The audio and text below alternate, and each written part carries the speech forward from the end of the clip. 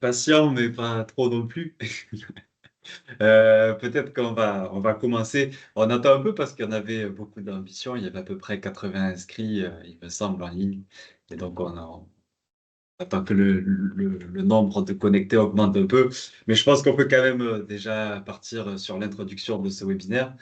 Euh, donc, tout d'abord, merci à toutes et à tous d'être présents et d'être connectés aujourd'hui. Ce qu'on va présenter aujourd'hui, hein, c'est le présentation du rapport de performance sociale et environnementale de la CIDI 2023. Euh, c'est un rapport qui est traditionnel à la CIDI, hein, qu'on fait tous les ans. D'habitude, on ne le présente pas, on se contente de le diffuser sur Internet. Là, c'est un peu l'occasion d'organiser un événement, euh, d'organiser un peu un événement et de vous en parler un peu en direct et puis aussi d'avoir quelque chose d'un peu interactif. Euh, voilà, et bien sûr, je ne suis pas tout seul, je suis avec toute une petite équipe. Vous connaissez Isabelle, responsable de la communication et de la relation avec les actionnaire. Vous voyez aussi Ariane, donc Isabelle qui met sa vidéo, Ariane qui travaille dans le pôle, qui analyse dans le pôle performance sociale et environnementale de la CIDI, et Yon, que vous connaissez aussi, qui est responsable de la performance sociale et environnementale, et qui ensemble ont contribué à préparer ce rapport et à produire cette présentation. Et moi-même, hein, pour ceux qui ne me connaissent pas, donc Johan Pêche, directeur des opérations et des partenariats de la CIDI. Euh, alors, peut-être d'abord quelques règles d'usage, hein, comme la première, enfin, on peut faire quelque chose d'interactif, mais comment ça va fonctionner concrètement?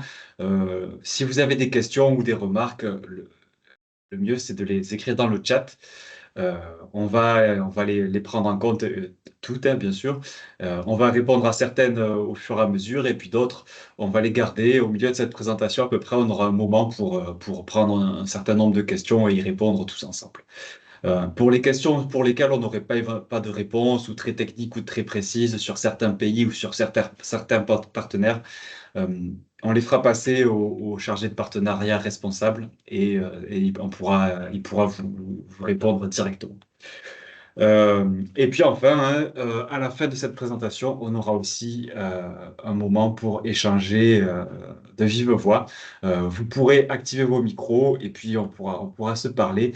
Euh, Bien sûr, avant de parler, il faudra lever la main pour qu'on puisse vous donner la parole, pour que ça soit plus simple et plus fluide. Comme Yon le fait par exemple. Donc il faut trouver le petit bouton lever la main. Ouais, je vois que d'autres ont réussi également. Voilà, et puis ça donne un ordre d'arrivée, donc on peut prendre les questions les unes après les autres. Sans plus tarder, on va passer au contenu de cette présentation, hein. Donc, le rapport de partenariat, d'abord, on va vous présenter la CIDI en quelques slides. L'additionnalité de la CIDI, donc en quoi la CIDI se différencie des autres acteurs de la finance à impact, les résultats de nos partenaires, l'impact de nos partenaires, et puis enfin, un exemple, le cas de Abakunda Kawa, euh, dont on va vous parler. Peut-être vous dire que ce rapport de partenariat, pour nous, pardon, ce rapport de performance sociale et environnementale, il est très important. Bien sûr, la performance sociale et environnementale est au cœur de nos décisions d'investissement. Chaque dossier, bien sûr, on va étudier ça en profondeur. Euh, et surtout, un certain nombre de critères, hein, qui vont être discutés au comité d'investissement. Euh, mais c'est vrai qu'on est un peu le nez dans le guidon toute l'année, traite un dossier l'un après l'autre, et c'est un peu l'occasion de faire, ben, comme le nom l'indique, de faire le bilan, hein, de faire le point sur un grand nombre de données qu'on collecte et d'en faire une analyse assez précise et assez poussée pour voir, ben, aussi de prendre un peu de recul, de hauteur, de voir le chemin parcouru, et puis voir aussi si éventuellement on doit réajuster notre politique et notre ciblage. Et ben, pour vous, hein, c'est aussi utile, hein, c'est aussi concrètement de voir à quoi sert l'argent investi dans la CIDI, euh, ben, au-delà des gros chiffres de portefeuille et des grandes données que vous pouvez avoir au cours de l'AG. Et donc, sans plus tarder, ben, je vais donner la parole à mon collègue Yon qui va prendre la main pour la suite.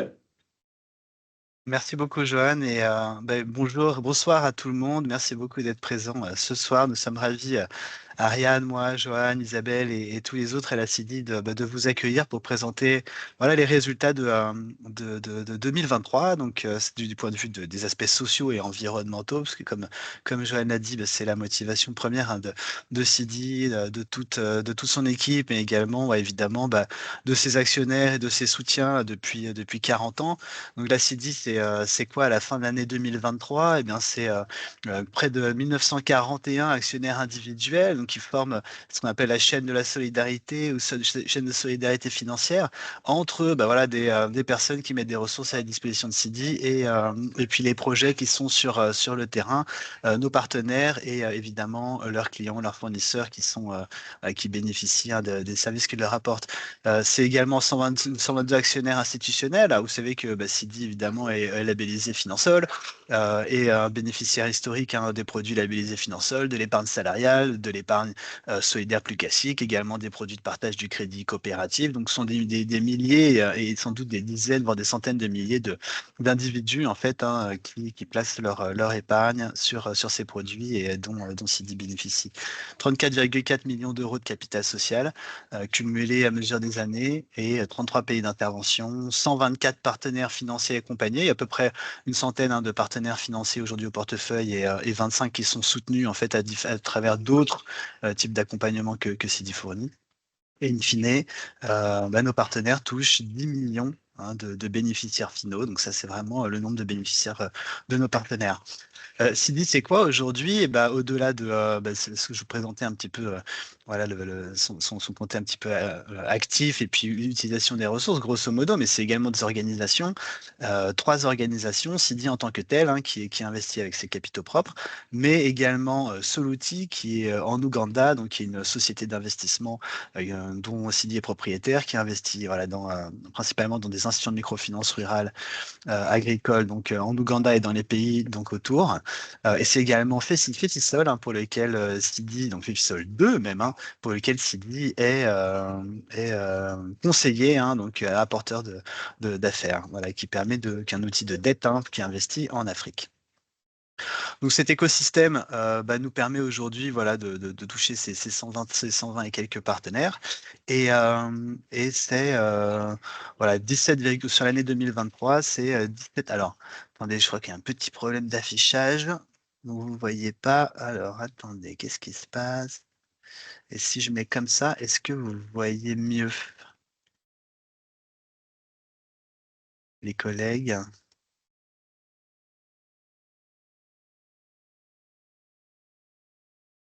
Ça marche pour moi, mais j'ai l'impression que je suis la seule.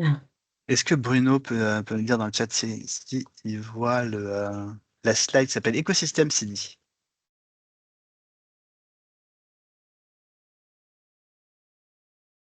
Christian dit que c'est OK.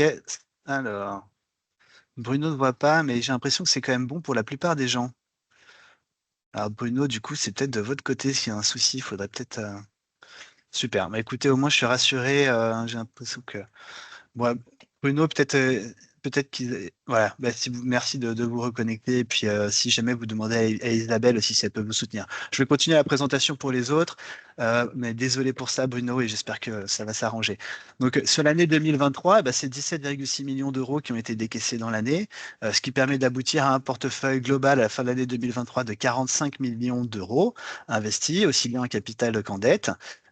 C'est 29 chantiers d'accompagnement qui ont été mis en œuvre pendant l'année grâce à nos équipes d'assistance technique, soit en direct, c'est-à-dire que c'est nous qui le faisons, soit avec des prestataires de services. Et enfin, c'est 10 nouvelles organisations dans lesquelles nous avons investi pour la première fois et que on va pouvoir vous présenter pour certaines d'entre elles à mesure de cette présentation.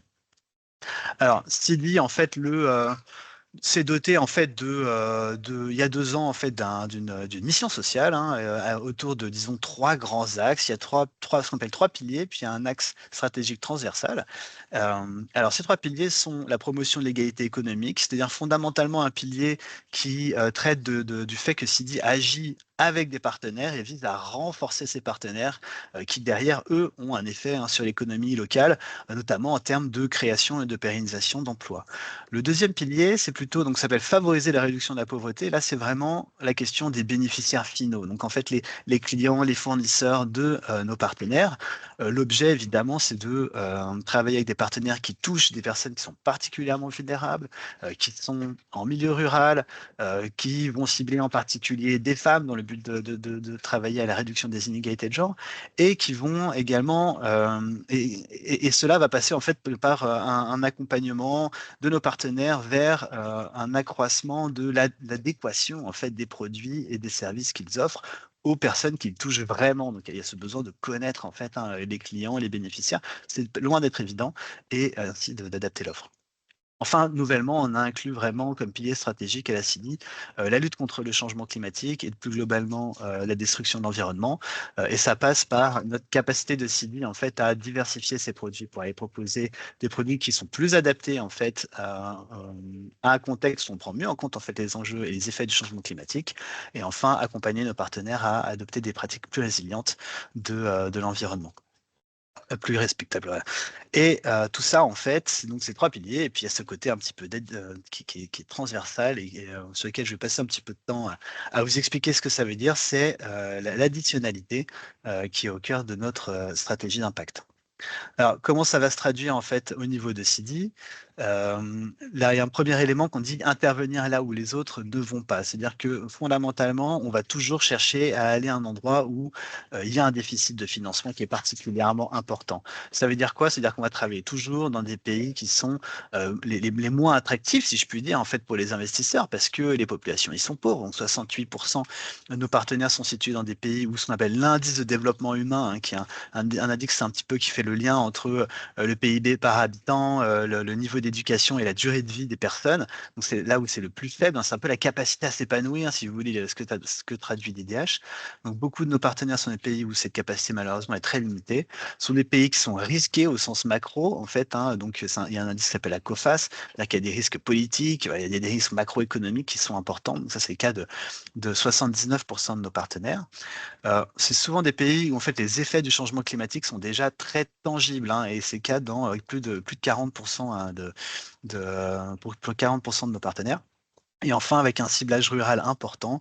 Donc, voilà, quand on travaille par exemple au Congo, on ne travaille pas à Kinshasa, on va travailler plutôt au Kivu. Et quand on est au Kivu, on va plutôt travailler en zone rurale. Et ça nous différencie très largement en fait des autres, de nos pairs, voilà, des autres acteurs qui travaillent chez nous. Cette exposition à l'Afrique subsaharienne, elle est au cœur du mandat de Sidi. Alors, si on n'est pas investi qu'en Afrique subsaharienne, on est également on travaille beaucoup en Amérique latine, Amérique centrale, mais c'est vrai que c'est un élément différenciant et qui nous tient à cœur. Aujourd'hui, il y a 62% du portefeuille qui est investi en Afrique subsaharienne, et vous voyez un petit peu cette comparaison qu'on vous propose, qui vient d'un rapport en fait des investisseurs un peu historiques de la microfinance européen. Donc, c'est des acteurs qu'on connaît depuis longtemps et voilà, sur lesquels on peut raisonnablement dire que on peut se comparer avec eux sans que ça pose de questions. Voilà. Et vous voyez que notre exposition sur l'Afrique subsaharienne est beaucoup plus forte, puisqu'on est à 62% contre 19% en moyenne. Enfin, il y a un élément qui est important aussi, c'est que Sidi intervient souvent comme premier investisseur international.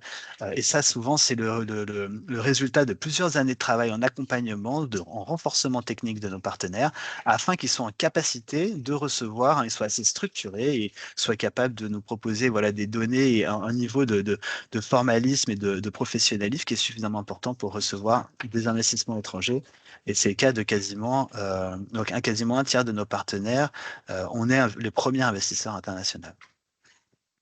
Le deuxième pilier de notre additionnalité est autour de l'adaptation de l'offre. On travaille vraiment à faire en sorte que ce qu'on propose à nos partenaires soit le plus adapté possible à leurs besoins. Alors ça se traduit comment? On fait beaucoup d'investissements en capital, puisque c'est une ressource qui est plus rare, évidemment, pour ces organisations. Et c'est particulièrement vrai pour l'argent qui est géré en fonds propres par Sidi. 35% du portefeuille investi par Sidi est en capital, contre 15%, donc oui, c'est plus de 2 fois plus important. On a une offre d'accompagnement très importante. Vous voyez, on en a parlé brièvement et j'en parlerai après. 29 chantiers d'accompagnement en 2023. En moyenne, c'est quasiment 23 000 € par projet. C'est assez variant en fonction de la nature des projets et ça mobilise énormément nos équipes. Au niveau des investissements en prêt, en fait, on va chercher à adapter au maximum notre durée de prêt. Et alors, sur tout ce qui est un petit peu, là, vous voyez, la petite fleur, là, ce sont des entreprises agricoles. Là, on fait surtout du financement de campagne. Donc, c'est pour ça que les prêts sont courts, à peu près à 10 mois. On n'a pas trouvé de comparaison avec nos pairs, mais bon, pour tous ceux qui font du financement de campagne, c'est un peu la durée, hein. C'est voilà, au début de la saison, on les finance et puis ils nous remboursent une fois que la saison est terminée et qu'ils ont pu vendre en fait ce qui a été produit. En revanche, en microfinance, c'est très marqué. Vous voyez que en moyenne, nos pairs font des prêts d'à peu près 2 ans, là où nous, on va plutôt faire 3 ans ou 3 ans et demi. Et ça, c'est pareil, ce sont des ressources rares, hein. Voilà, ces structures, elles sont les institutions de microfinance avec lesquelles on travaille sont souvent petites, assez fragiles, ont des enjeux de bilan, c'est-à-dire qu'elles ont des enjeux à renforcer en fait leur structure financière. Et ça, ça passe par des ressources plus longues, en fait, hein, ce qui leur permet d'accéder à des prêts derrière. Alors, je voyais Isabelle, alors, je vois des personnes qui disent qu'ils ne voient pas non plus. Il est indiqué peut-être synchronisé en bas de votre écran. Donc, si vous pouvez voilà, appuyer dessus et voir si ça vous ramène sur cette slide qui s'appelle Adapter notre offre aux besoins de nos partenaires. Sinon, je suis désolé pour ce souci technique et évidemment, on vous partagera cette présentation. Au niveau des montants des financements qu'on propose, là, les benchmarks qu'on a sont assez édifiants puisque donc, au niveau des prêts que Sidi fait aux institutions financières, on a à peu près 490 000 euros en prêt en moyenne, là où nos pairs ont un prêt moyen de 1 400 000 euros, donc quasiment 3 fois supérieur à notre prêt à nous. Pour les entités agricoles, c'est pareil, le prêt moyen est autour de 402 000 euros, alors que la moyenne de nos pairs est plutôt autour du million d'euros. Donc, vous voyez, ce que ça traduit fondamentalement, c'est que nous travaillons avec des structures qui sont plus petites, hein, encore une fois, hein, plus fragiles, et notamment parce qu'elles sont en zone rurale. À contrario, peut-être un exemple aussi que je trouve intéressant, c'est qu'on a cette année le plus gros décaissement qu'on a fait, Sidi plus Fefitol confondu, est de 2,5 millions d'euros pour Pamecas, une union hein, de mutuelles que nous soutenons en fait de façon assez structurelle. Et ça, je trouve que c'est intéressant parce que Sidi a apporté une partie des financements, finance solo. Donc là, on voit la complémentarité en fait hein, de ces des deux entités qui vont apporter des financements différents, mais dont les deux sont utiles et importants en fait hein, pour permettre aux acteurs de. Alors, j'ai une question. Bah, il y aura des questions après, on répondra après si vous voulez bien. Il y a mes collègues qui proposent de changer peut-être l'affichage pour que on puisse. Alors, j'ai l'impression que. Bon, les collègues, je vous laisse me dire ce que vous voulez faire. Moi, je vais continuer à Non, c'est avancer. bon, on continue, ouais. Très bien. Ok. Alors, donc c'est parti partenariat dont je vous parlais rapidement c'est quand même très structurant hein, pour ce que fait Sidi. Donc Sidi a deux types en fait d'accompagnement. L'accompagnement direct en fait c'est à travers notamment nos ressources humaines hein, donc internes, les salariés de Sidi, mais également des consultants bénévoles, une vingtaine de personnes hein, qui s'engagent dans les conseils d'administration des structures dans lesquelles nous sommes actionnaires.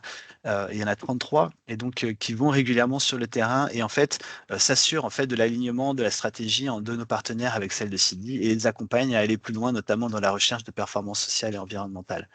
Nous avons également un accompagnement qui est indirect. Donc là, c'est un accompagnement qui est financé en fait avec des ressources externes. Et on a 4 structures qui nous permettent d'accéder à des ressources de ce type. Donc le SNUP, la Fondation ACT, le FEFISOL qui bénéficie d'une enveloppe d'assistance technique et le FIFAD. Et ces projets-là, en fait, nécessitent en fait des appels à projets et on passe par des consultants en fait hein, qui font les projets sur le terrain. Donc c'est un petit peu différent des ressources, des financements qu'on fait en direct. Est-ce qu'alors, je prends un premier temps de questions. Alors, il y a des questions qui sont posées. Alors, oui, alors quelqu'un dit, j'ai dit Finansol, alors ça c'est une erreur, c'est Fefisol 2, hein, évidemment. Donc excusez-moi pour ça, je m'occupais du label Finansol avant, donc c'est pour ça que j'ai un petit peu le mot la langue qui peut fourcher. Alors ce qu'on appelle des autres véhicules de microfinance, en fait c'est ça, c'est des acteurs du marché, c'est-à-dire d'autres investisseurs européens qui vont être localisés au Luxembourg, en Suisse, en Belgique, et qui vont investir dans les mêmes zones, chez des partenaires qui sont similaires. Ouais, en fait, dont finalement, on peut comparer notre activité à la leur sans être en train de comparer des organisations qui sont trop différentes. Voilà, on n'est pas en train de parler d'un fonds de pension ou d'un énorme investisseur institutionnel finalement qui aurait des contraintes complètement différentes des nôtres et donc pour lesquelles ce serait complètement normal en fait qu'il n'ait pas les mêmes prêts moyens, montants moyens, ouais, durée moyenne d'investissement, parce qu'en fait, il ne fait pas le même métier. Voilà, donc là, il y a des rapports qui existent, notamment créés par Tameo, vous pouvez trouver si ça vous intéresse qui chaque année fait un état des lieux en fait du marché de la microfinance. Et en fait, c'est un rapport qu'on suit chaque année depuis très longtemps et qui est très, voilà, qui est très cohérent en fait avec ce qu'on fait. Donc c'est quelque chose qui est très utile puisque ça permet de nous différencier.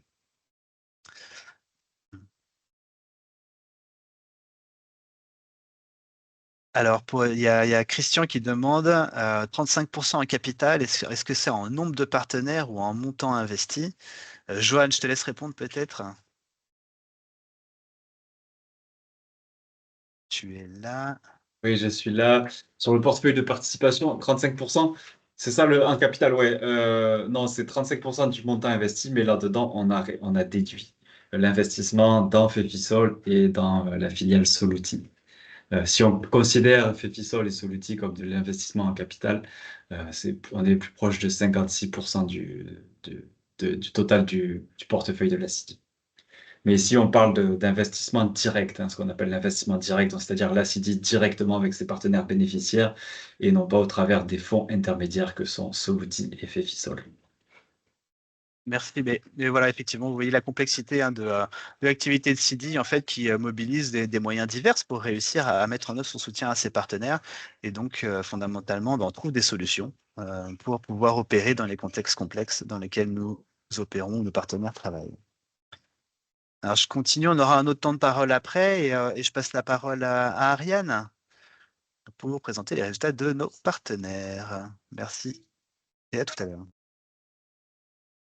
Oui, bonjour à tous. Donc Ariane Bévière, je suis chargée de performance sociale et environnementale à la CIDI. Donc voilà, au début de la présentation, Yon vous a un petit peu présenté les objectifs de mission de la CIDI. Donc il faut savoir que quand on a adopté cette approche d'objectifs de mission, on a aussi sélectionné un certain nombre d'indicateurs qui vont nous permettre de suivre en fait la contribution de nos partenaires à la réalisation de ces objectifs. Donc on va suivre ces indicateurs, voilà, sur le long terme et c'est un peu l'objectif, en fait, de ce rapport de mission. C'est de suivre, voilà, le progrès de nos partenaires vers ces objectifs. Donc c'est ça que je vais un peu essayer de vous présenter, rapidement. Et donc, premièrement, un petit, rappel sur un peu le profil et la géographie de nos partenariats. Donc comme vous voyez, la grande majorité de nos partenaires sont quand même en Afrique subsaharienne avec, 95 partenaires. On a 15 partenaires en Amérique latine, Amérique centrale et 10 dans la région Moyen-Orient et Afrique du Nord. Et en termes ensuite de profil des partenaires, donc on a 89 ce qu'on appelle les institutions financières, donc avec une majorité d'institutions de microfinance. Et ces institutions représentent 83% du portefeuille à fin 2023 et 59% des décaissements sur l'année 2023. Et de l'autre côté, on a donc 31 entités agricoles qui sont donc des coopératives de producteurs ou des PME agricoles qui représentent, elles, seulement 16% du portefeuille à fin 2023, mais quasiment 40% des décaissements sur l'année. Donc ce qui montre bien qu'il y a quand même un gros travail qui est fait avec ces partenaires dans l'année. Mais comme ce sont souvent des prêts de campagne, ils sont remboursés assez rapidement et c'est pour ça qu'ils apparaissent pas forcément dans le portefeuille à fin d'année. Et le troisième type, de partenaires de la CIDI, ce sont, ce qu'on appelle les entreprises climat. Il y en a 4 dans le portefeuille à fin 2023 et ce sont majoritairement des entreprises qui proposent des solutions, d'énergie renouvelable. Et donc je vais passer ensuite, sur, les objectifs de mission. Donc le premier objectif de mission, comme Yon l'a expliqué, c'est donc, la réduction des inégalités économiques. Et donc, dans cette slide, on va voir un petit peu comment les institutions financières, donc les IMF, participent à cet objectif. Donc en fait, le but, c'est que la CIDI contribue grâce à son soutien financier, soutien d'accompagnement, au renforcement économique des IMF, qui offrent elles-mêmes des opportunités d'emploi à des travailleurs locaux et qui financent des activités productives, sur le terrain. Donc, on a choisi 3 indicateurs clés un petit peu pour illustrer leur contribution à cet objectif. Donc, un premier indicateur vraiment sur la performance financière des IMF. Donc, comme vous pouvez voir, leur portefeuille de crédit a augmenté de 9 en moyenne. Voilà, donc c'est vraiment pour traduire l'activité des IMF sur l'année qui était donc plutôt positive. On a eu 2 000 emplois permanents en plus entre 2022 et 2023, donc ce qui montre aussi que les IMF peuvent être une source, d'emploi, localement. Sachant que la CIDI s'intéresse aussi à la qualité de l'emploi. On a aussi des indicateurs qui nous permettent de s'assurer que les emplois créés sont bien, de bonne qualité. Et enfin, 73 du portefeuille des institutions de microfinance étaient dédiés aux activités génératrices de revenus. Donc ça, c'est le commerce, l'artisanat, l'agriculture. Pourquoi on s'y intéresse? Tout simplement parce que, en finançant ce type d'activité, les IMF permettent à des entrepreneurs locaux, en fait, de développer leur business et donc ça peut générer aussi de la croissance, locale. Et donc je vous expliquais que la CIDI, cherche à renforcer donc économiquement ses partenaires. Donc ça se fait par un soutien financier, mais également par un soutien, à travers de l'assistance technique ou de l'accompagnement. Donc le rapport rentre un peu dans le détail d'un projet d'accompagnement qui dure depuis quelques années avec une société, de transformation et qui exporte des dattes en Tunisie, société qui s'appelle Benigreb. Donc je ne vais pas rentrer dans les détails, je vous invite à aller lire cette partie du rapport. Mais pour vous donner un petit peu un exemple d'un type de projet, en fait, Benigreb a connu pas mal de difficultés financières suite à la pandémie, du Covid en 2021, et suite à la dévaluation, de la monnaie locale. Et dans ce contexte, la CIDI a entamé un projet d'accompagnement assez important qui a été mené par un consultant, bénévole, monsieur Claude Souris et dont le but était de restructurer l'entreprise et la moderniser. Et donc un certain nombre, de chantiers ont été menés. Le plus marquant, enfin celui dont Claude Souris, estime que c'est le progrès le plus important, disons, c'était le changement de la politique d'achat de l'organisation qui est maintenant lié à la qualité des dates et non plus à la quantité, ce qui a permis de beaucoup, réduire les pertes. Donc voilà, le projet est encore en cours, mais en tout cas, c'est un bon exemple, de projet d'accompagnement au renforcement économique des partenaires.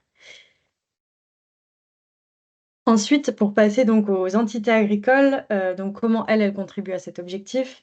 Donc un indicateur, qui est assez, donc pardon, oui, la CIDI en fait cherche à soutenir le développement de l'activité des petites entités agricoles partenaires qui contribuent elles-mêmes à la création de valeur ajoutée et à l'augmentation de la sécurité alimentaire, tout en créant de l'emploi. Donc ça, c'est vraiment l'objectif.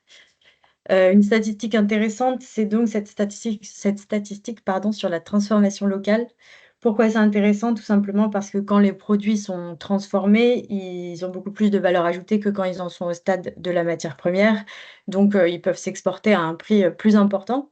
Donc c'est pour ça que de nombreux pays, essaient de privilégier ces initiatives de transformation locale et la CIDI essaie de privilégier aussi les organisations qui ont donc des usines ou des unités de transformation. Et donc là, à fin 2023, effectivement, 91 des partenaires agricoles de la CIDI avaient, cette capacité de, transformation.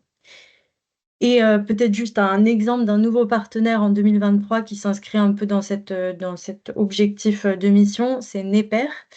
Donc c'est un partenaire qui a été apporté via Fefisol 2 et c'est une PME, en Côte d'Ivoire dont la spécificité, on va dire, c'est qu'elle se concentre sur le marché local et elle est dans une filière, dont les produits ont une haute valeur nutritionnelle puisque ce sont, le sésame et le soja.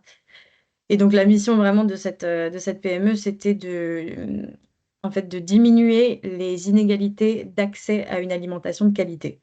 Donc voilà, c'est juste pour vous donner un exemple du type de partenaire que la CIDI, avec qui la CIDI cherche à travailler.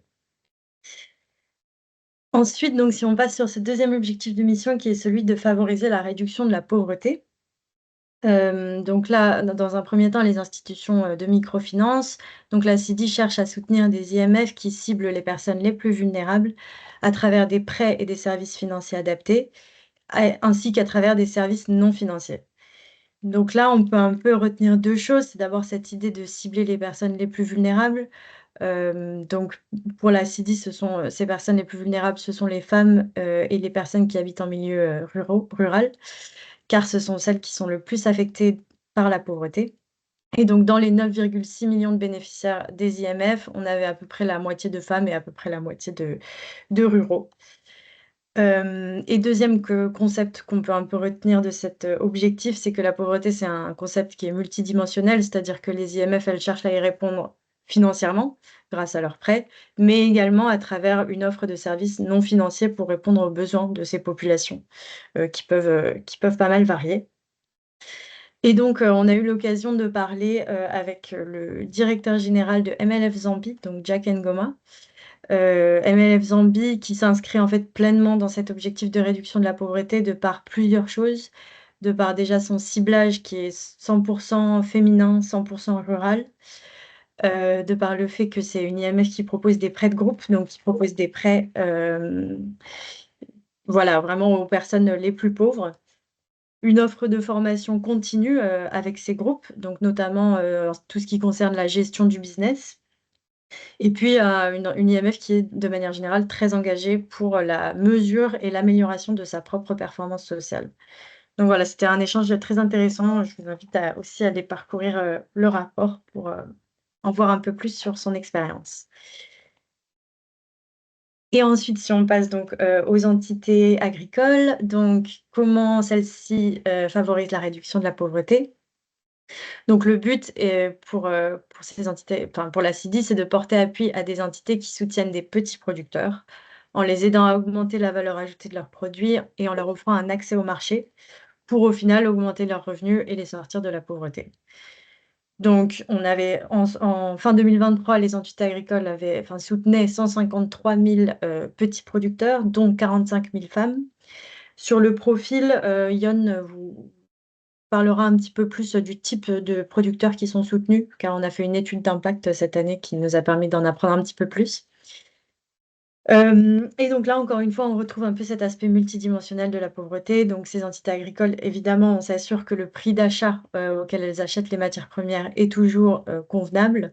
Donc ça, c'est quelque chose dont on s'assure à chaque fois. Mais également, on trouve ça très positif quand ces entités agricoles offrent des services additionnels aux producteurs, type formation, type services financiers, fourniture d'intrants, etc. Voilà. Et enfin, pour passer au dernier objectif de mission, qui est donc de soutenir l'atténuation et l'adaptation au changement climatique. Donc les IMF qui sont soutenues par la CIDI, le but, en tout cas sur le long terme, c'est qu'elles évaluent de plus en plus le risque environnemental qui pèse sur leurs clients, qu'elles adaptent leur offre de produits et de services en conséquence et qu'elles réduisent leurs propres externalités négatives. Donc là, ces chiffres-là, c'est un peu la dimension pour lesquelles ils sont les moins impressionnants, on va dire, tout simplement parce que c'est l'enjeu un peu le plus récent. Mais voilà, on remarque quand même un certain progrès.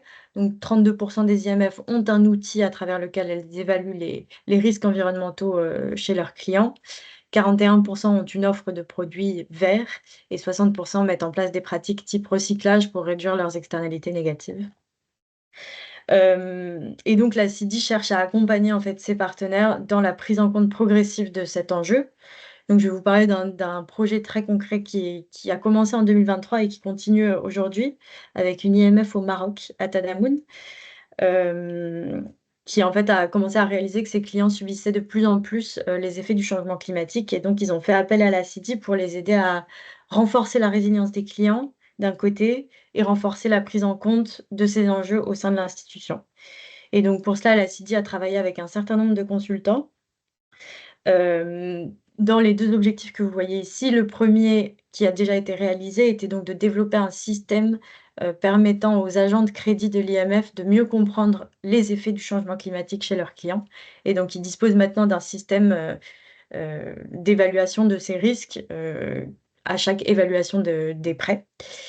Et la deuxième étape qui est toujours en cours, c'est de définir et de développer de nouveaux produits financiers en fait pour répondre à ces défis auxquels les clients doivent faire face en termes d'effets du changement climatique. Donc voilà, un peu pour vous donner un exemple d'un type de projet dans ce sens. Et enfin, sur les entités agricoles, donc la CIDI cherche à travailler avec des entités agricoles qui sont majoritairement certifiées, qui elles-mêmes promeuvent une agriculture durable auprès de leurs producteurs et qui s'engagent à réduire leur impact sur l'environnement. Donc là, on voit des chiffres quand même un peu plus avancés que pour les IMF, tout simplement parce que l'agriculture, c'est le secteur le plus vulnérable au changement climatique. Donc évidemment, les entités agricoles sont déjà très engagées.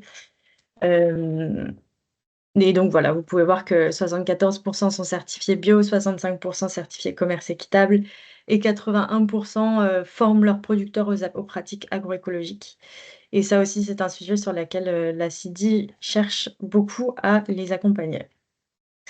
Voilà, je suis désolée si j'ai parlé très vite. Je vais rendre la parole à Yon pour une petite étude de cas un peu plus spécifique et on prendra vos questions après.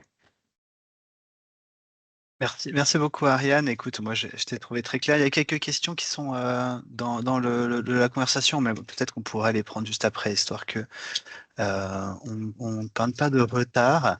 Je vais vous parler donc dans cette dernière partie de notre présentation en fait du résultat d'une étude en particulier qu'on a menée cette année, des études qui sont innovantes. Hein. C'est la quatrième qu'on mène de cette façon depuis 2 ans et qui passe par des enquêtes qu'on mène en fait auprès des clients ou des fournisseurs hein, de nos partenaires qu'on contacte en fait hein, de façon directe et à qui on pose en fait des séries de questions et de façon en fait assez comment dire statistiquement assez forte. Ça veut dire que en moyenne on va contacter 300-320 producteurs ou clients de nos partenaires et on va les interroger en fait sur déjà qui ils sont afin d'avoir une meilleure compréhension hein, de leur profil social et économique, et également de la façon dont ils perçoivent la manière dont leur vie change, notamment grâce aux produits, aux services qu'ils reçoivent, soit en tant que fournisseurs, soit en tant que clients des institutions de microfinance. Et là, donc, on a un cas sur lequel on a écrit 2 articles. Il y en a un dans le rapport social et environnemental. Il y en a un autre également sur le site internet de la CIDI. C'est pour la coopérative d'Abakundakawa, qui est donc une coopérative de café qui se situe en fait au Rwanda, hein, dans la zone qui est donc plutôt proche de l'Ouganda et dont on est partenaire hein, depuis 2016. Donc Abakundakawa a 2100 membres, dont à peu près la moitié sont des femmes. Et grâce aux résultats de l'étude qu'on a menée, ben, on sait que le profil type hein, d'un fournisseur de café à la coopérative, c'est une personne de 48 ans qui a une grande famille, c'est-à-dire au moins 5 enfants, et qui est très peu éduqué, c'est-à-dire que en général, le niveau maximum d'éducation, c'est l'école primaire. Il possède un terrain donc, qui est de 2,7 hectares, donc ce qui est faible hein, dans nos référentiels. Et il y a 44% de cette surface qui est consacrée à la culture du café. Mais donc, il y a d'autres cultures. Hein. Il y a également, quasiment tous nos producteurs font également des pois et une bonne partie font également des maïs et de la banane. Donc c'est important de se rendre compte que pour plus de 50% hein, de ces producteurs, le café, c'est la source principale de revenus. Donc l'importance hein, évidemment d'apporter d'autant plus hein, des services de qualité et de faire attention à ces petits producteurs et qui sont particulièrement fragiles puisque d'après les résultats qu'on a, 60% hein, des personnes qui ont été interrogées ont des revenus qui sont inférieurs à ce qu'on appelle le Living Income Reference Value, qui est une sorte d'index en fait qui a été créé pour essayer d'estimer quel est le revenu minimum nécessaire pour vivre dignement dans cette zone en fait hein, de l'Ouganda.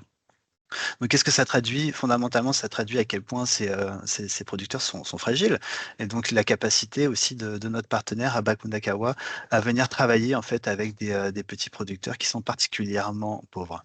Et d'ailleurs, vous voyez que 62% hein, des personnes ont déclaré avoir réalisé un profit en 2023. Mais qu'est-ce que ça veut dire? Ça veut dire aussi qu'il y a 38% hein, des fournisseurs d'Abakundakawa qui n'ont pas généré de profit en 2023.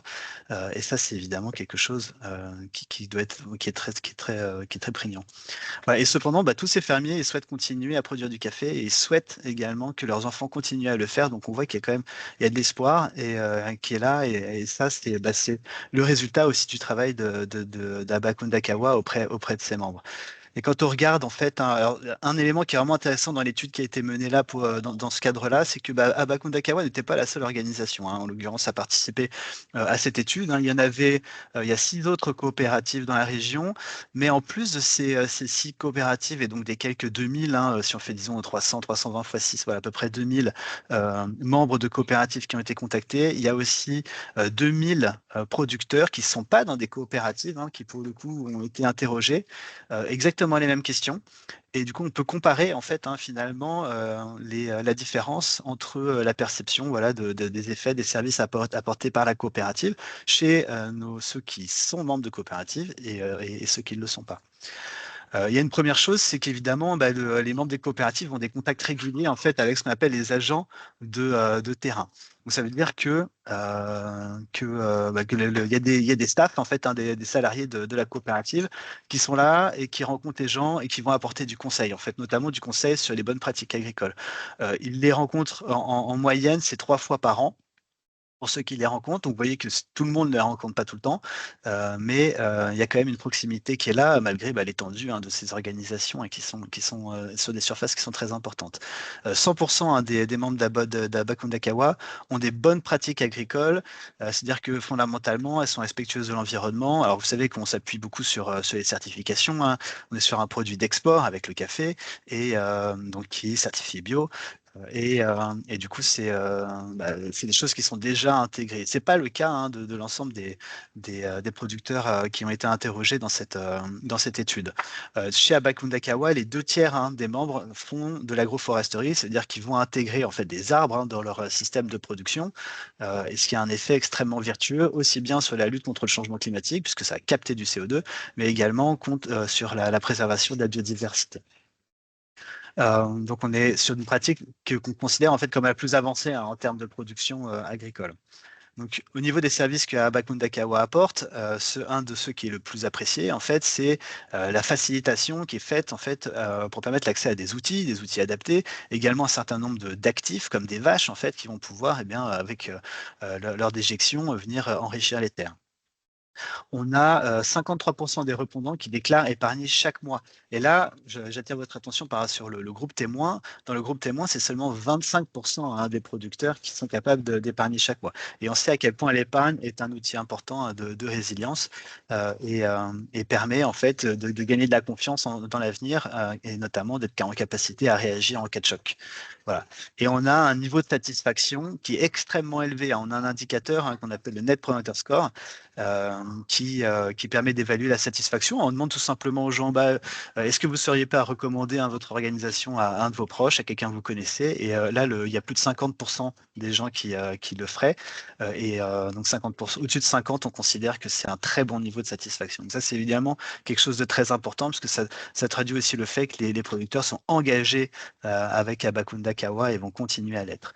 Et alors, il y a quand même quelque chose qui est assez notable dans cette étude, c'est qu'il y a quand même quelque chose sur lequel ils sont pas contents, et ceux qui sont pas contents sont très clairement pas contents pour une chose, c'est qu'ils estiment que le prix qui est payé par la coopérative n'est pas suffisant, malgré la prime associée à la certification, voilà, malgré donc tous ces éléments.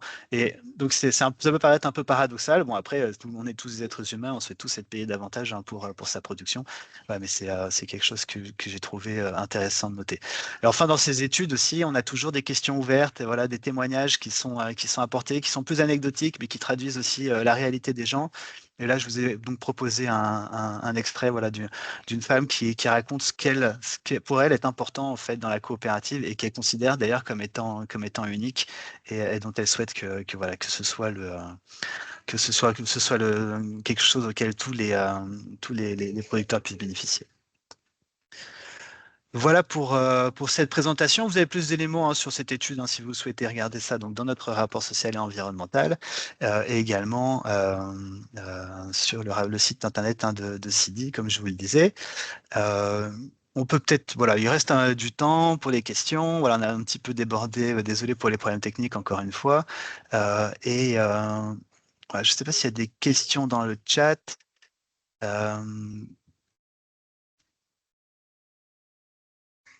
Bon, sinon, si quelqu'un veut, il y a une main qui est levée d'ailleurs, hein, depuis tout à l'heure, donc je propose peut-être qu'on laisse la parole à cette personne. Donc, hop, j'autorise votre micro, là, donc vous pouvez parler là normalement.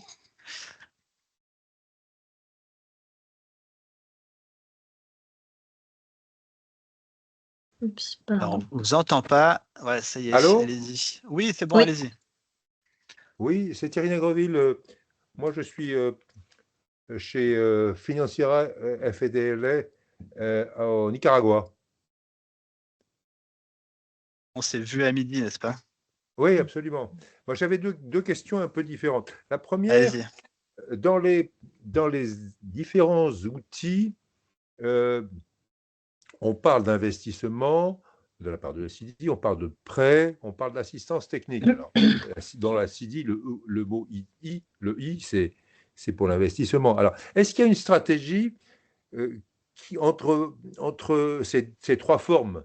Évidemment, ça ne fait pas du tout appel à des moyens financiers équivalents, mais est-ce qu'il y a une stratégie particulière ou est-ce que c'est en fonction des opportunités finalement qu'on choisit ou d'investir ou de prêter ou de contribuer à une assistance technique?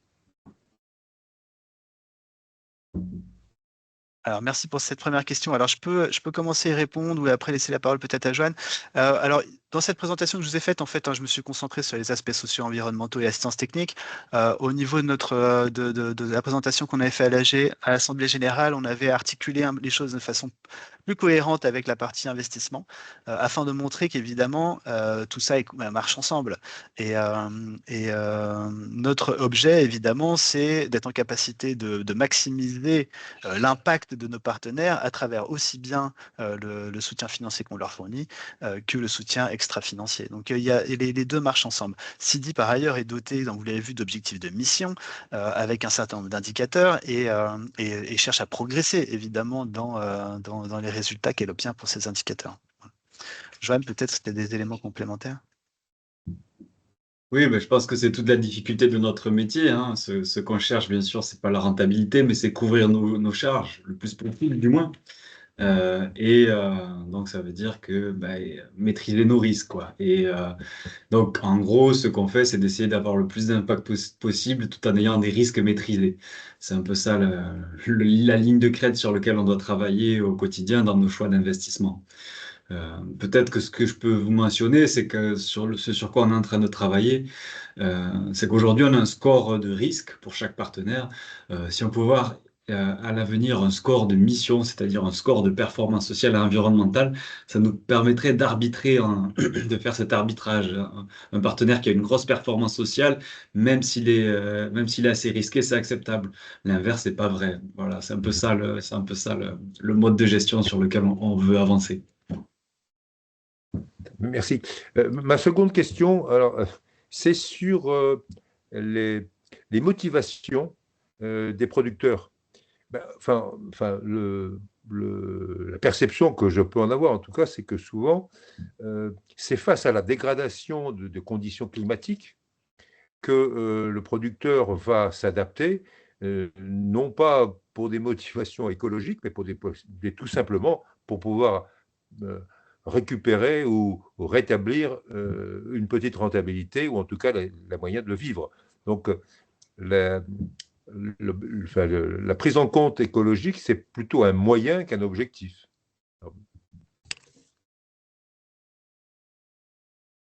Il y a un peu les deux, si vous voulez. C'est vrai qu'il y a un côté bâton et carotte, en fait. Et je crois qu'il y a des avantages, évidemment, à avoir moins besoin d'intrants, parce qu'on a déjà mis en place finalement un système de production efficient et respectueux de l'environnement.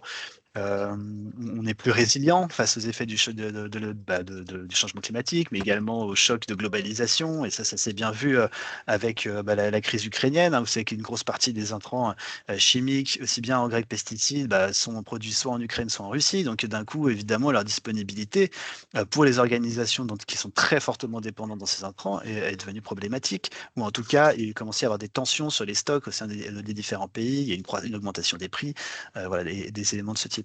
Donc, quand vous êtes moins dépendant, évidemment, ce genre d'intrants, vous gagnez en résilience. Après, voilà, je pense qu'il y a sur ce sujet climatique, bon, tout le monde n'est pas écologiste.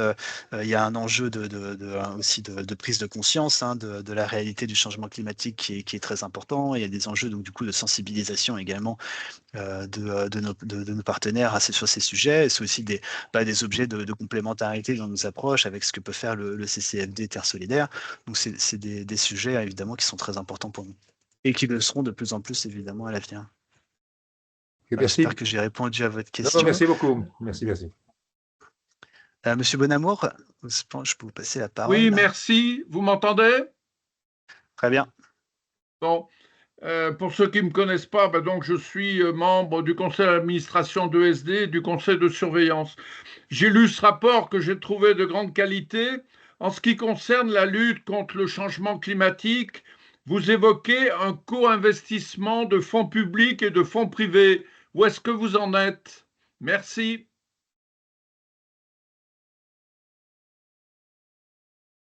Alors, il faudrait que vous soyez un petit peu plus spécifique. Je ne sais pas si là, comme ça, je suis pas. Attends, je suis sur le rapport, j'essaie de voir où vous me dites ça, vous me trouvez ça.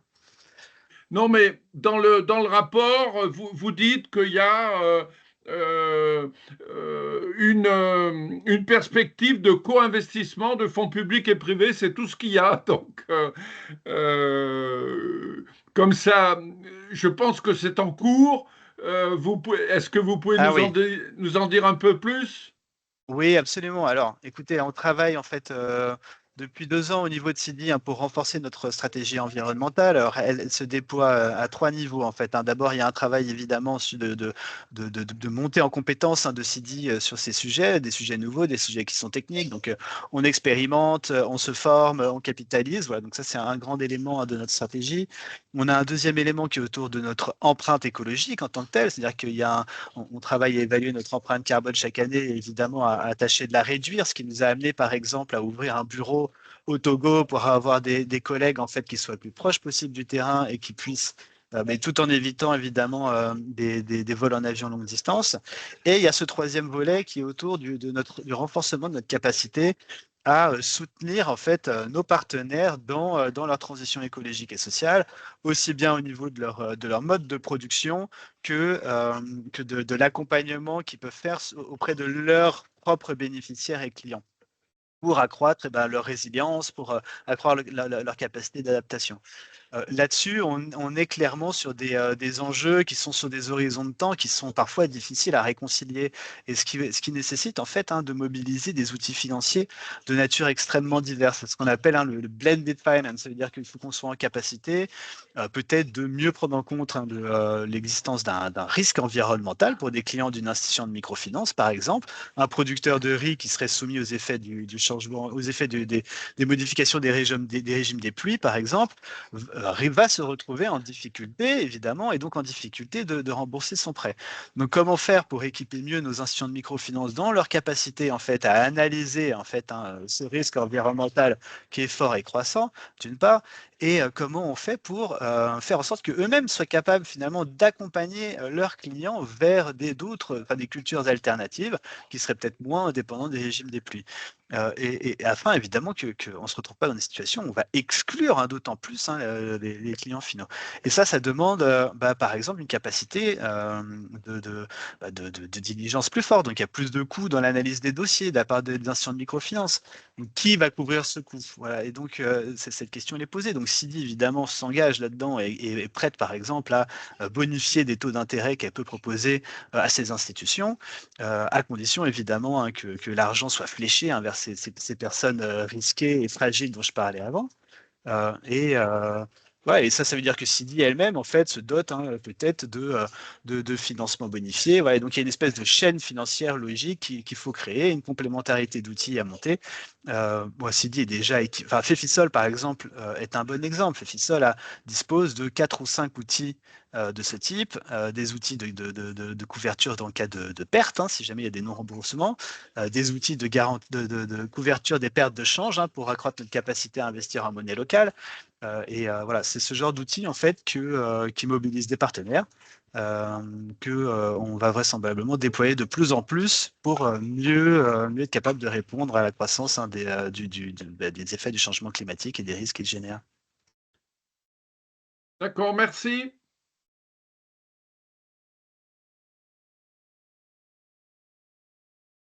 Alors, est-ce que qui veut prendre la parole? Monsieur Jehan, c'est ça?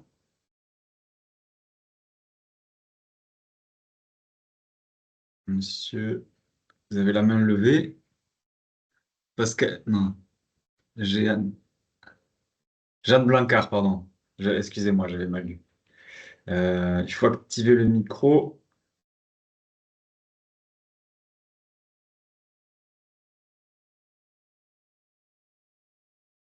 On ne vous entend pas.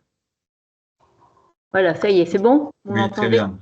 Oui, je reprends aussi une remarque qui était mise d'ailleurs dans le chat.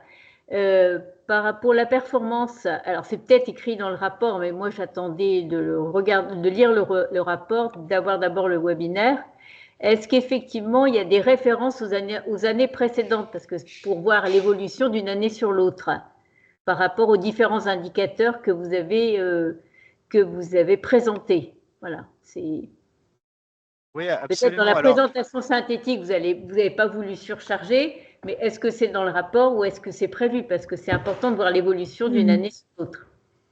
bien sûr, c'est quelque chose qu'on renforce en fait, hein. Le rapport 2023 a vocation à mettre en avant les activités en 2023. Et d'ailleurs, donc, vous trouverez dans chaque section d'abord en fait la situation, hein, donc un peu le stock ou la photo en fait, hein, de là on se situe à la fin de l'année 2023. Et vous trouverez des éléments marquants en fait de ce qui a été réalisé sur l'année 2023. Et pour un certain nombre d'indicateurs, pas tous, parce que parfois ça fait pas sens ou alors on n'a pas cette information, et ben vous aurez en fait l'évolution par rapport à l'année 2022 qui apparaît.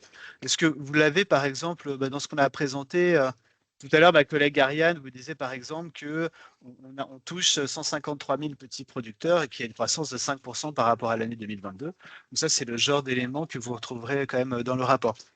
On essaie toujours, hein, évidemment, de mettre en avant ces variations de façon la plus systématique possible. Bon, c'est un travail en progrès, hein, évidemment. Merci.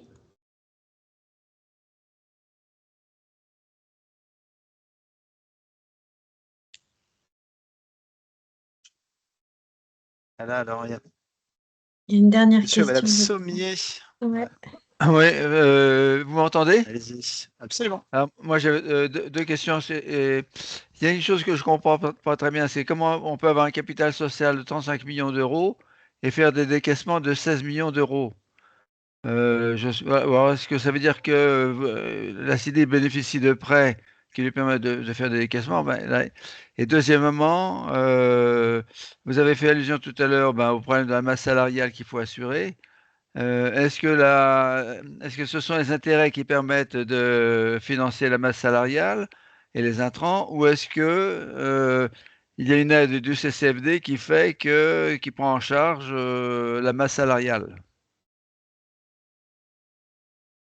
Alors, je veux bien prendre cette question. Donc, sur la question des décaissements, donc, en fait, ce qui se passe, on a une partie du portefeuille qui est investi à long terme, hein. C'est le portefeuille qu'on investit en microfinance. Quand on fait des prêts à une institution de microfinance, en général, c'est pour une maturité de 3 à 4 ans. Et par ailleurs aussi, les investissements qu'on fait en capital, hein, qui restent par définition, qui est patient. C'est le modèle de l'investisseur patient. Quand on est au capital d'une structure, les plus vieilles structures qu'on a en portefeuille aujourd'hui, elles datent de 1991. Donc, ça fait plus de 30 ans qu'on est actionnaire. Donc, ça, c'est une partie on va dire, de ces investissements qui viennent du capital social de la CIDI et à long terme. Et puis après, on a tout le portefeuille qui fluctue, qui tourne. Et là, c'est notamment le portefeuille aux entités agricoles, aux coopératives, où essentiellement on finance des prêts campagne, donc c'est-à-dire du fonds de roulement qu'on finance pour une maturité de 6 à 9 mois en général. Et donc il faut renouveler tous les ans. Donc tous les ans c'est remboursé, tous les ans c'est renouvelé. C'est pour ça que quand on regarde les flux de portefeuille, on se rend compte qu'une grosse partie, donc ça tourne pas mal, notamment sur le portefeuille agricole. Alors que sur la microfinance, c'est plus stable et c'est plus sur une longue durée. C'est le cycle d'opération hein, qui veut ça, c'est-à-dire qu'on s'adapte à la demande et aux besoins de nos partenaires.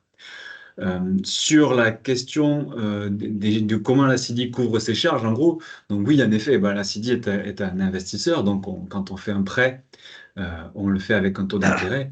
Donc nous, on essaie de minimiser le taux d'intérêt pour être le moins cher possible pour le partenaire tout en couvrant nos charges. C'est un peu comme ça qu'on travaille.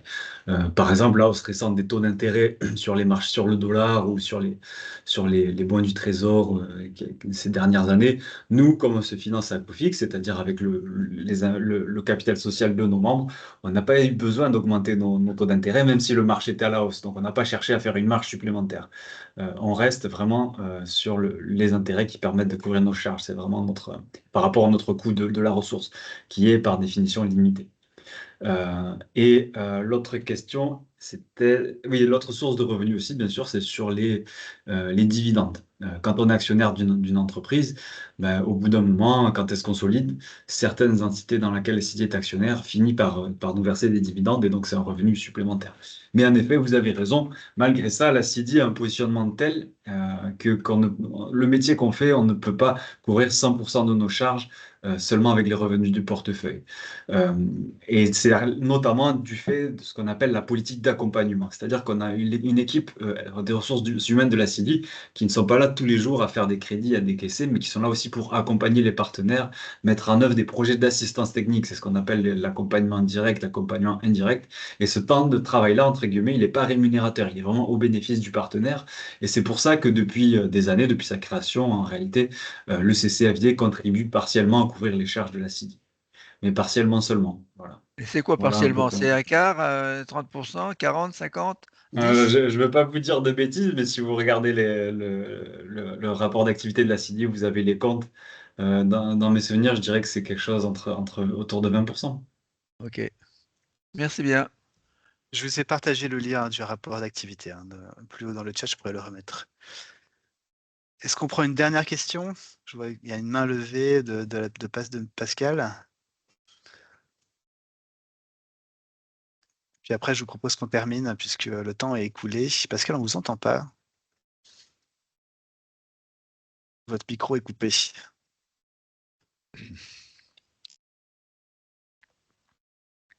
Toujours pas, Pascal. Est-ce que vous pouvez activer votre micro?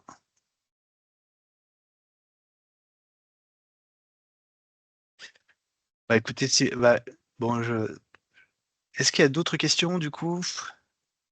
Sinon, je vous propose qu'on arrête. Et puis évidemment, si vous avez des questions, n'hésitez pas à nous les envoyer et on fera en sorte d'y répondre le plus rapidement possible. Et bah, du coup, il me reste peut-être à vous remercier pour votre soutien. Voilà, la CIDI a toujours besoin de davantage de soutien, hein. Joanne vous l'a dit, les demandes à nos partenaires sont fortes, de plus en plus fortes, dans des contextes qui sont quand même où on superpose les crises. Et du coup, on a besoin de les soutenir de plus en plus, voilà, malgré cela. Et ce qui demande d'avoir des ressources de personnes comme vous qui sont là et qui sont engagées dans la durée. Donc, merci encore une fois. Merci à tous les collègues aussi pour ce temps. Et puis, je vous souhaite une bonne soirée à toutes et à tous. Et je vous dis à très bientôt. Merci à tous. Merci beaucoup.